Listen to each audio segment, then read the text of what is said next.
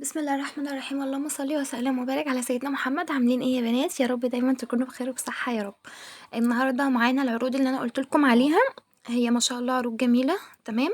هو الفيديو ده هنزله بتاع خبز الكيك عشان تبقوا فاهمين الدنيا، علشان في حد كتب لي في الكومنتات بيقول لي انت ليه بتحوري على الناس وازاي بتحطي 300 في كل حله.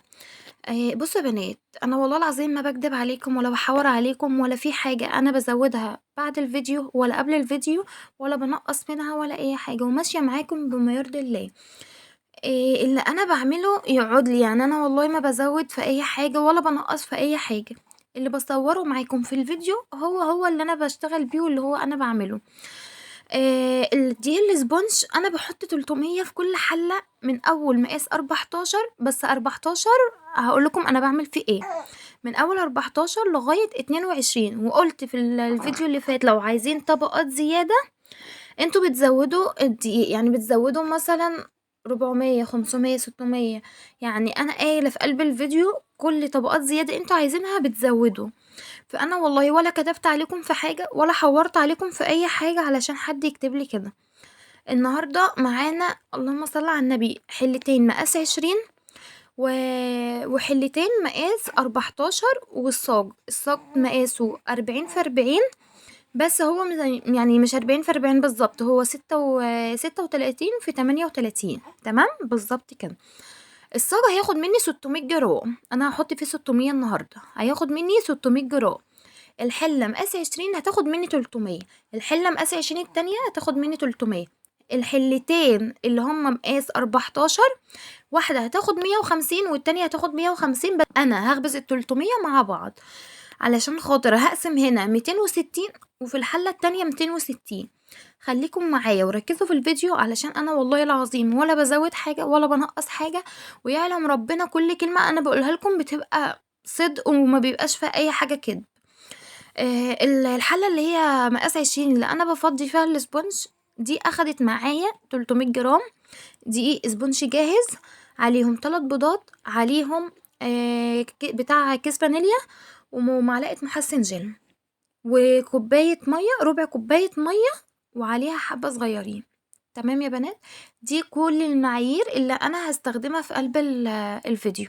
أنا ما فيش حاجة هاستخدمها تانية في قلب الفيديو غير اللي أنا باقول لكم عليه. وجّهت لكم الميزان عشان تشوفوا، عشان ما تقولوش إن أنا باكدب عليكم أو كده. وجّهت لكم الميزان عشان تشوفوا بعينيكم وتشوفوا كل حاجة، وأنا والله ولا باحوّر ولا باكدب عليكم في أي حاجة. خليكم معايا على الفيديو للآخر، وما تنسوش اللايك والاشتراك في القناة، ويا ريت زي ما أنا باقدّم لكم الحلو تقدّموا لي الحلو انتم كمان. بصوا أنا هاضرب كل حاجة الأول تبقى فانيليا، يعني الصاج هياخد، أنا هاعمله نص ونص، هاضرب النص اللي هو الفانيليا 300 جرام برضو، والتانيين هضربهم برضو شوكولاتة واضربهم 300. يعني الصاج هياخد مني 600. تمام.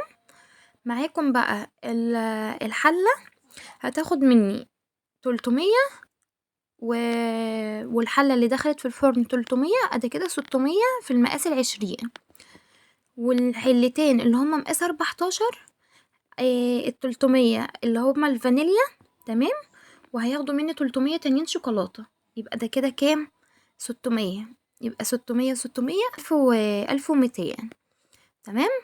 والصاج اخد مني 600، يعني كده كله 1800، يعني 2 كيلو الا 200 جرام. تمام. دي اللي انا هستخدمهم في العروض. يعني انا كده استخدمت 2 كيلو دقيق الا 200 جرام. ال2 كيلو الدقيق انا بشتري الكيلو ب80، فال2 كيلو هيبقى عاملين 100 و160. هتيجي تحسبوا الحسبة كلها، هنحسبها مثلا عاملة إذا حساب الدقيق هيبقى عامل 145. تمام. انا هستخدم 18 بيضة، كل 300 هستخدم لهم 3 بيضات، فانا هستخدم كده 18 بيضة. ال18 بيضة على 5 جنيه هيبقوا عاملين 90 جنيه. تمام. تمام.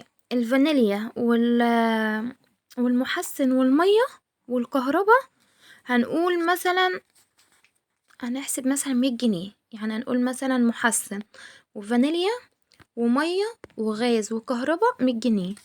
تمام كده. تمام كده. هناك بقى في الفيديو بتاع التزيين بتاع التورت انا هكتب لكم اللهم صل على النبي. هكتب لكم انا استخدمت قد ايه كريمه، واستخدمت قد ايه قواعد، واستخدمت قد ايه كراتين، وهقول لكم كل حاجه بالمقاسات بتاعتها، يعني العلب بالمقاسات، القواعد بالمقاسات، هقول لكم كل حاجه ان شاء الله. كل تفصيله هتبقى ايه معاكم في الفيديو، علشان خاطر انتوا لو مشيتوا على الموضوع ده يبقوا تمشوا ما يرضي الله، وما فيش حاجه تطلع معاكم ناقصه تيجي تدعوا عليا، او تقولوا مثلا ام مسلم قالت لنا حاجه وما طلعتش صح. عشان انا بتمنى ان انتوا تدعوا لي مش تدعوا عليا. مقاس 20 قطعت معايا الفانيليا 5 طبقات، تمام، والشوكولاته قطعت معايا 6 طبقات، بس الطبقه كانت رقيقه شويه اللي هي السادسه دي. الصواني اللي هي الحلل الصغيره قطعت معايا كل حله 5 طبقات، تمام كده. والصاج قطعت منه كبات، وعملت منه التورت الميني الصغيرة. مش فاكرة هما كانوا كام تورتة بصراحة مني، هما 8، مش عارفة 12 واحدة، باين كده، مش عارفة والله. لا 12 لا 11، يعني أنا مش متأكدة، مش عارفة هما قد ايه بصراحة. فان شاء الله الفيديو التاني هيوضح لكم اكتر، يعني انا عرفتكم بس هنا موضوع الغبز، وان شاء الله في الفيديو التاني هعرفكم التكلفة وهعرفكم كل حاجة. خلاص الفيديو هيبدأ يخلص معاكم، مع ألف سلامة. ما تنسوش التعليق بتاعكم الحلو واللايك والاشتراك في القناة. مع ألف سلامة.